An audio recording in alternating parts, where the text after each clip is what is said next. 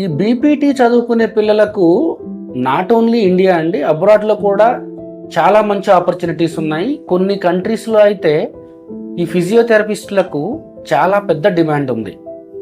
మనము BPT course complete చేసిన తర్వాత ఏ కంట్రీస్లో అయితే ఆపర్చునిటీస్ ఉన్నాయి ఆ కంట్రీకి మనం వెళ్ళి as a physiotherapy doctor settle అవ్వాలి అని అంటే ప్రొసీజర్ ఏంటి, ఆ కంట్రీ యొక్క రిజిస్ట్రేషన్ తీసుకోవడము, లైసెన్స్ అప్లై చేసి లైసెన్స్ పొందడము, ఆ కంట్రీలో వెళ్ళి మనం ఫిజియోథెరపీ డాక్టర్ లాగా సెటిల్ అవ్వడము, ఇట్లా మంచి మంచి అవకాశాలు ఉన్నాయి. According to WHO world health organisation యొక్క లెక్కల ప్రకారము బై 2035 సంవత్సరానికి ప్రతి ముగ్గురిలో ఒకరికి ఈ ఫిజియోథెరపీ లేదా రీహాబ్ సేవలు అవసరం పడుతున్నాయి.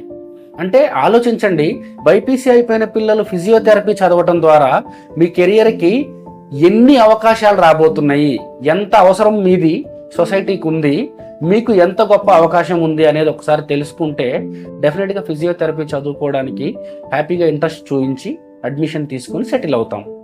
ఫర్ మోర్ డీటెయిల్స్ ఈ స్క్రీన్ మీద ఉన్న నెంబర్కి కాల్ చేయండి. సెయింట్ మేరీ యూనివర్సిటీ క్యాంపస్ యొక్క విజిటింగ్ బుక్ చేసుకోండి. ఒకసారి విజిట్కి రండి, దాని తర్వాతనే అడ్మిషన్ కన్ఫర్మ్ చేసుకోండి.